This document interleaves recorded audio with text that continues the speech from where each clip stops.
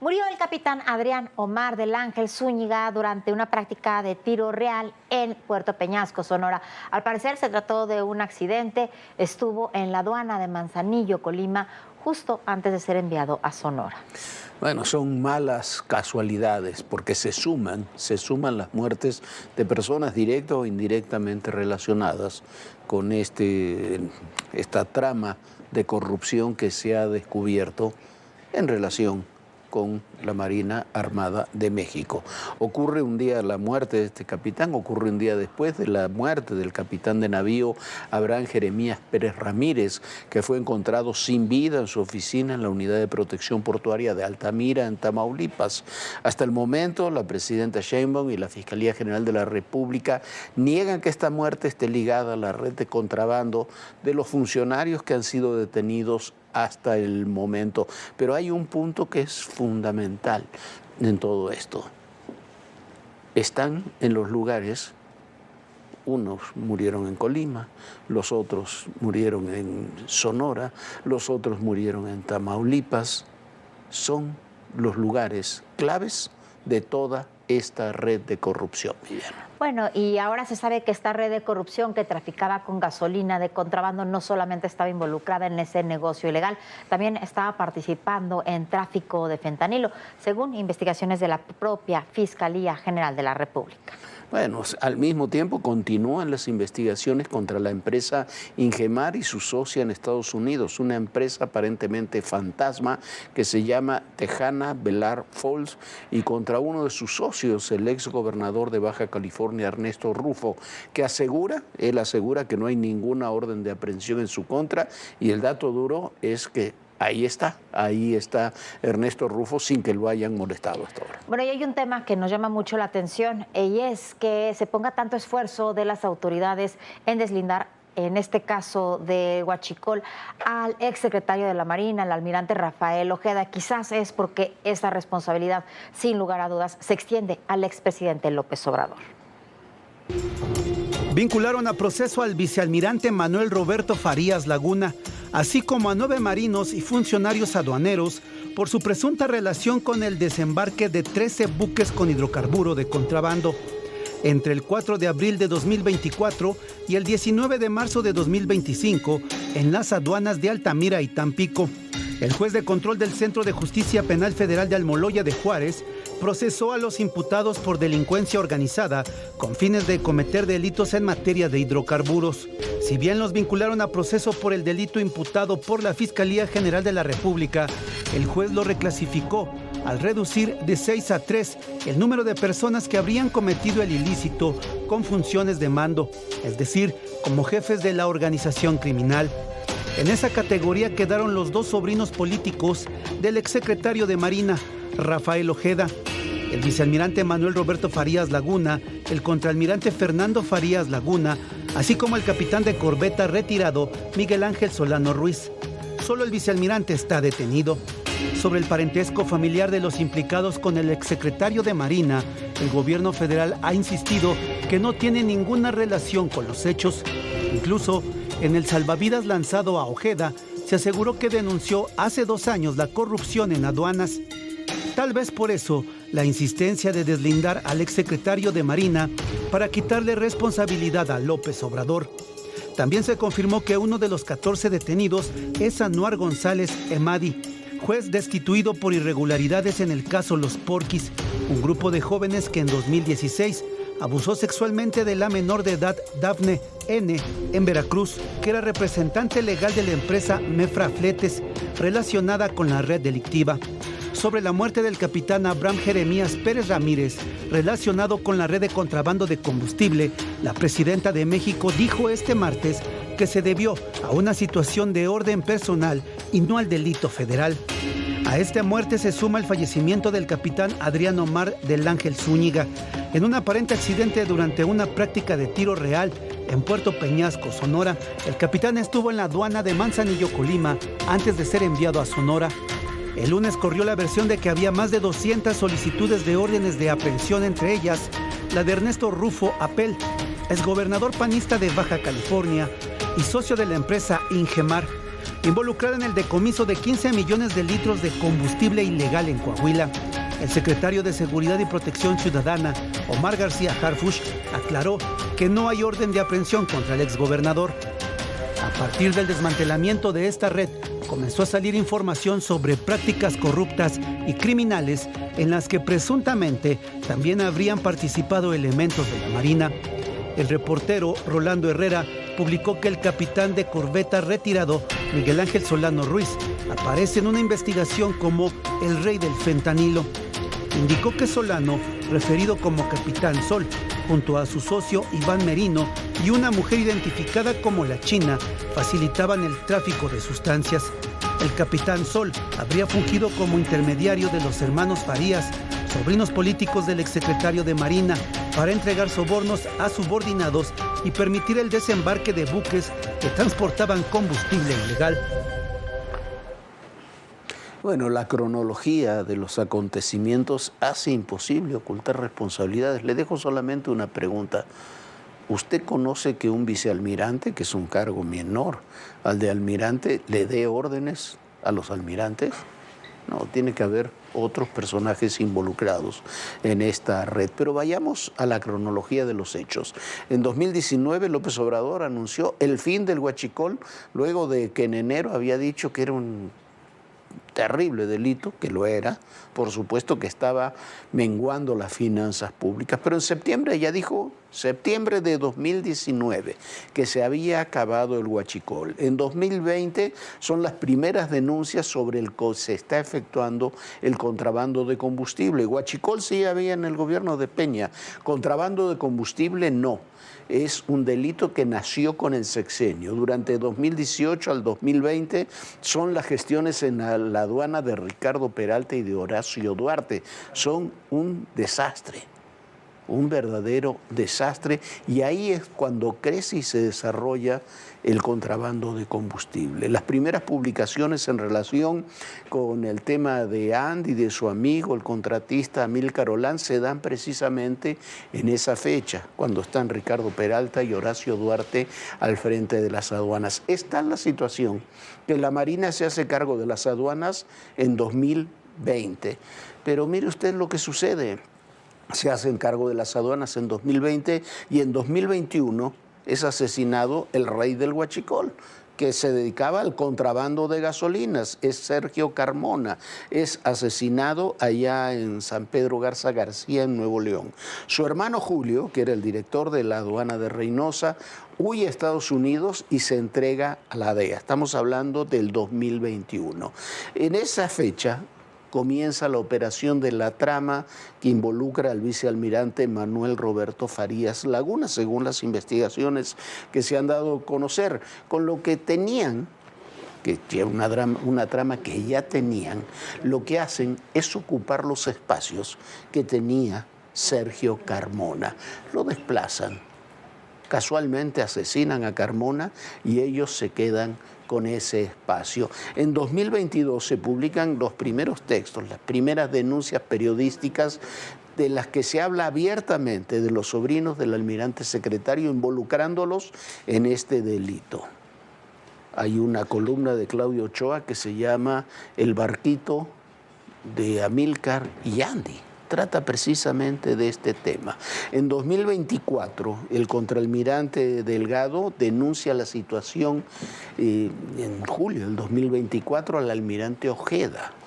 Le escribe una carta, se supone que escribe una carta también al presidente, eso no está confirmado, pero sí al almirante Ojeda, su jefe. En noviembre, unos meses después, acababa de cambiar el gobierno, él y su auxiliar son asesinados en Colima. En 2025, no hace 2 años, es cuando comienza la investigación, la comienza Omar García Harfuch con información que había aquí, información que llega de Estados Unidos, y con la detención en marzo de este buque tanque en Tampico, otra operación en Altamira, otra en Ensenada y los 293 vagones de los trenes, tanques ahí en Coahuila, 50 millones de litros. Con esa cronología, quédese usted solamente con esa cronología. ¿Le parece que es posible deslindar responsabilidades y decir que hay personajes como el exsecretario que no están involucrados en el delito. Yo no sé si está involucrado en ese delito, pero por lo menos tendría que ser investigado. Si además le sumamos lo que se publicó hoy, de que habría relación de este grupo con el tráfico de fentanilo, eso implica un involucramiento de fondo, como ya lo tiene, lo vimos en el comunicado conjunto de la semana pasada de Estados Unidos. Esa es la verdadera situación que se está viviendo con todo esto que es una verdadera crisis, así hay que entenderlo, en este ámbito del gobierno, en una operación de seguridad, Viviana, quizás la más delicada en todos los sentidos que se han hecho en los últimos años. Bueno, y el vicealmirante es otro dato, detenido, acusado de toda esta red de huachicol, fue nada más ni nada menos que el secretario particular del secretario de la Marina de la administración pasada. Por eso quizás se saltaron tantas generaciones al actual secretario de la Marina. Y bueno, habrá que ver qué pasa ahí y también habrá que investigar ese tema. Hoy se cumplió un año del inicio formal de la guerra entre la Malliza y la Chapiza en Sinaloa. Van casi 2,000 muertos y otros 2,000 desaparecidos. Se han contabilizado miles de detenidos, pero un año de la violencia, de los enfrentamientos que continúan todos los días. Todavía es un misterio saber cómo cayeron el Mayo Zambada y Joaquín Guzmán López, cuya audiencia, por cierto, fue cancelada y fue pospuesta hasta el próximo 13 de noviembre.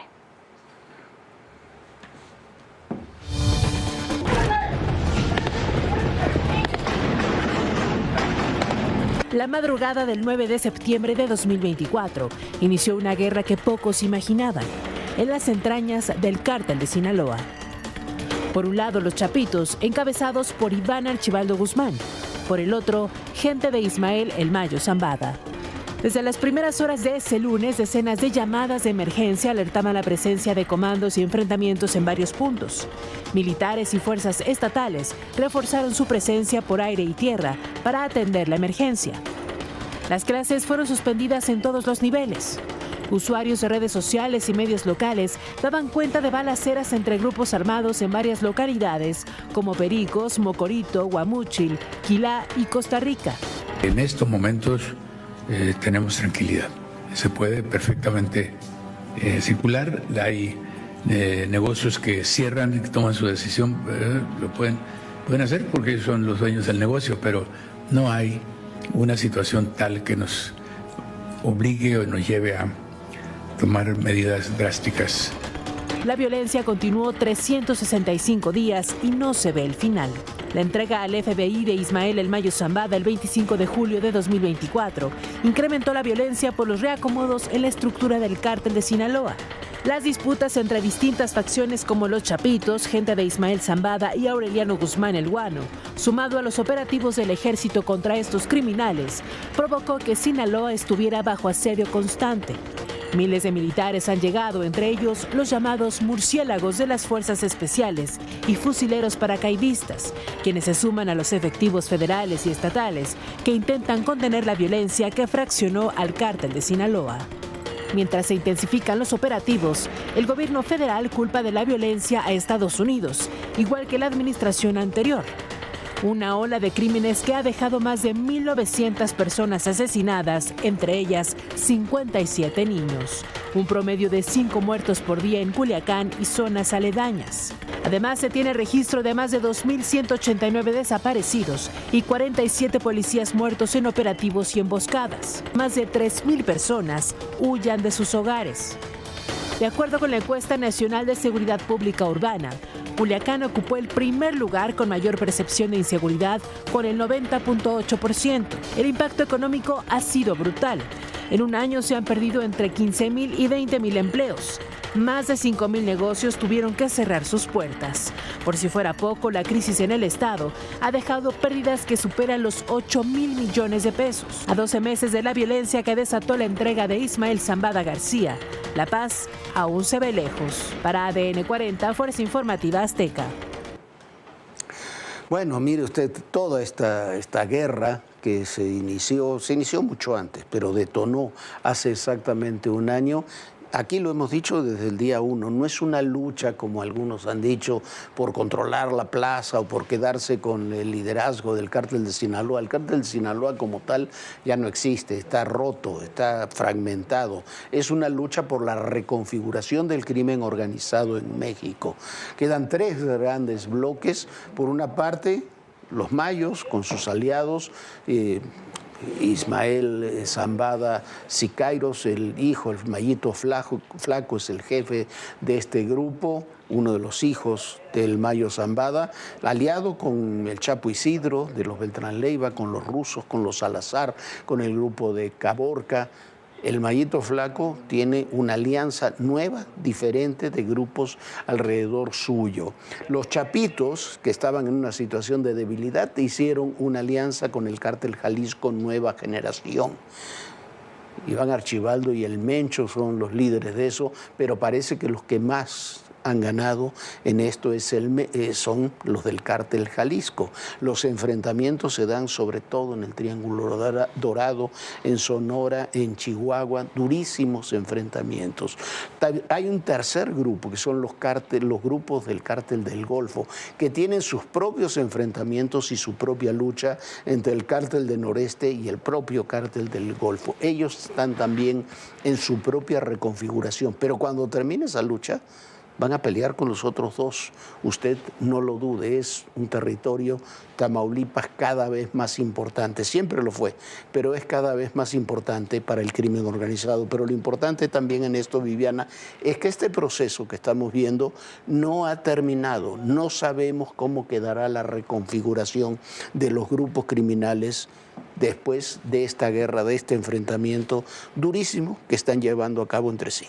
Enfrentamiento durísimo en donde, sin lugar a dudas, como dice Jorge, va a haber cambios, va a haber un nuevo reacomodo a nivel país de estos distintos grupos del narcotráfico y las alianzas entre ellos. Y mientras tanto, el gobierno federal ha destacado la reducción en más del 30% de los homicidios durante el último año. Agosto se consolidó como el mes con menos homicidios dolosos desde 2015.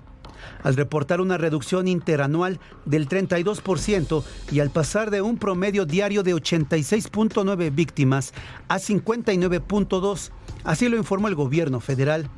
Guanajuato encabezó la lista con el 9.4% de los casos, seguido de Chihuahua, 7.4%, y Baja California, 7.1%. La titular del Secretariado Ejecutivo del Sistema Nacional de Seguridad Pública, Marcela Figueroa Franco, detalló que en los últimos 11 meses se ha mantenido una tendencia sostenida a la baja. Detalló que de enero a agosto de este año, el promedio nacional fue de 68.4 homicidios diarios, cifra que contrasta con los 100.5 de 2018, una reducción del 32% en los últimos 7 años. Sin embargo, 7 estados concentran más de la mitad de los crímenes. Guanajuato, 11.6%, Chihuahua, 7.3%, Baja California, 7.1%, Sinaloa, 7.1%, Estado de México, 6.6%, Guerrero, 5.9% y Michoacán, 5.5%.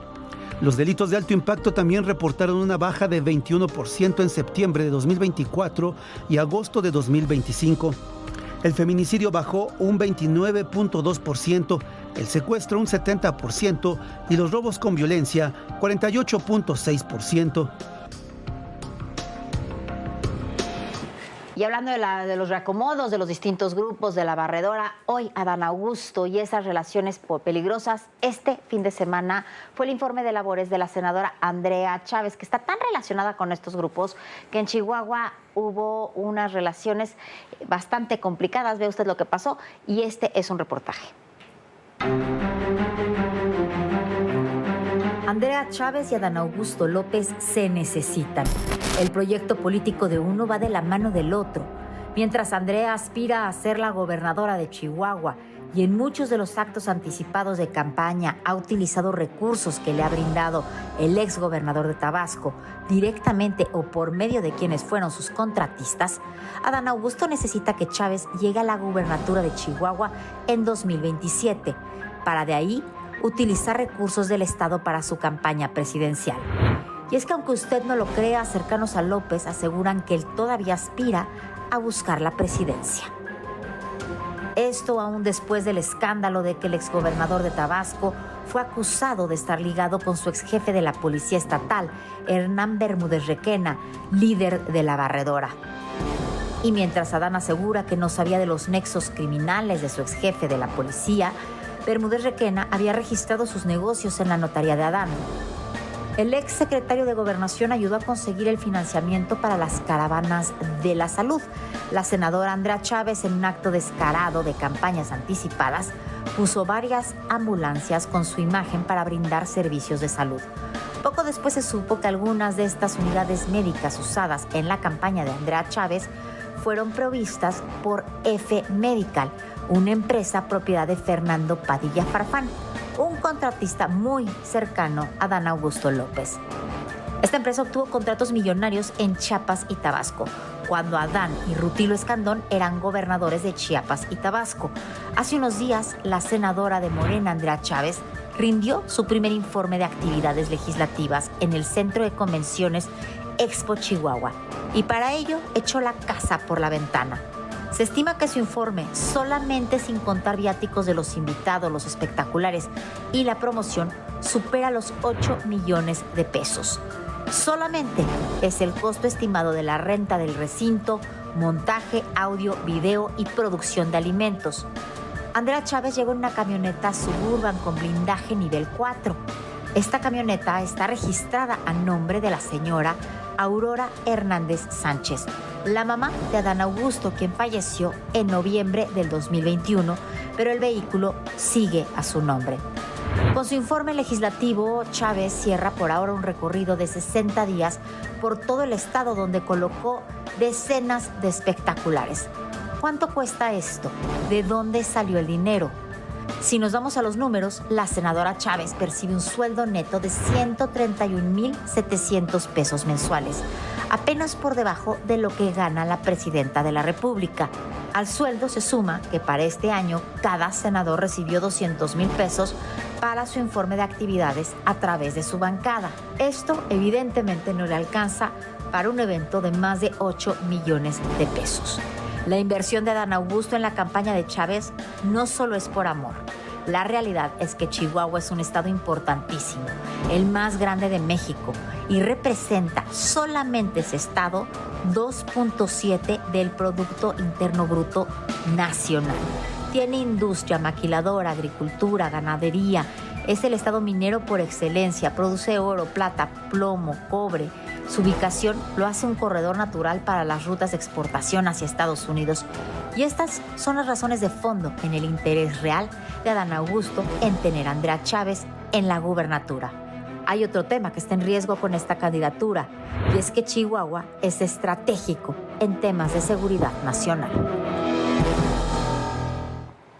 Y bueno, cuando hablamos de reconfiguración del narcotráfico, ponga usted el ojo ahí, porque todo esto tiene que ver con eso también.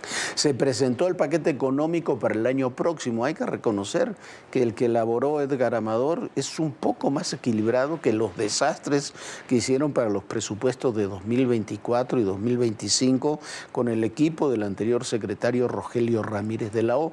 Pero el problema sigue siendo el mismo. El crecimiento, el modelo es lo que no funciona. El crecimiento es escaso, ha sido escaso los últimos 7 años y será escaso el año próximo. Y el dinero cada vez alcanza menos. Ahora dicen que aumentarán los impuestos con los llamados impuestos saludables.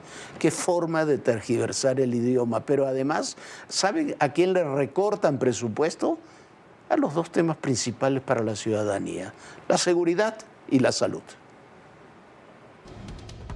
El paquete económico para el ejercicio fiscal 2026 está en manos de los legisladores y deberán discutirlo y aprobarlo a más tardar el 15 de noviembre. De acuerdo con el secretario de Hacienda, Edgar Amador Zamora, el diseño de la ley de ingresos fue confeccionado con una visión de sostenibilidad, asegurando que el gasto público tenga fuentes estables de financiamiento. En general, se plantea el gasto de más de 10,114 billones de pesos. Esto es 5.9% más que en 2025.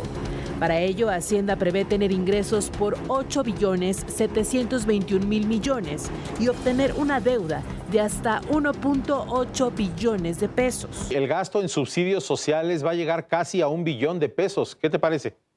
Sí, una locura. Sobre todo esto le da mucha rigidez al gasto público entre las pensiones contributivas y no contributivas, los programas prioritarios y el costo financiero de la deuda es como 73% de los ingresos tributarios. Entonces, pues ya todo lo demás pues tiene que quedar en ese 27% restante. Por eso es que pues rubros tan importantes como salud y educación no se les asigna lo que se les debería de asignar. Una de las contribuciones que ha causado controversia son los denominados impuestos saludables, con los que el gobierno federal, dice, busca desincentivar el consumo de productos que afectan la salud física y mental de las personas. En este apartado se incluyen aumento en los precios de refrescos, cigarros y videojuegos. Lo cierto es que lo que busca el gobierno federal es mayor recaudación. El impuesto especial sobre producción y servicios, el IEPS, es un cargo que el gobierno cobra extra sobre productos como cigarros, refrescos o gasolina, además del IVA. El paquete económico 2026 propone elevar la cuota del IEPS, que grava refrescos y bebidas saborizadas con azúcares o endulcorantes añadidos, duplicando el monto de 1.64 pesos vigente a 3.08 pesos por litro. No es que el impuesto sea saludable, son impuestos discriminatorios que en todo caso castigan a quien menos dinero tiene. Porque al final del día, si sube un refresco de cola, pues a lo mejor el rico la va a seguir consumiendo, pero el pobre no. El incremento en el IEPS tendrá un efecto directo a su bolsillo y, como la mayoría de nuestros impuestos, no se verá reflejado en mejores servicios. Bueno, pues nosotros ya nos vamos. Muchísimas gracias por habernos acompañado. Lo esperamos mañana en punto de las 11 de la noche. Bonita noche, Jorge. Muy buenas noches, Viviana. Muy buenas noches a todos ustedes. Y recuerden, el poder y en la política todo, pero absolutamente todo es personal. Gracias.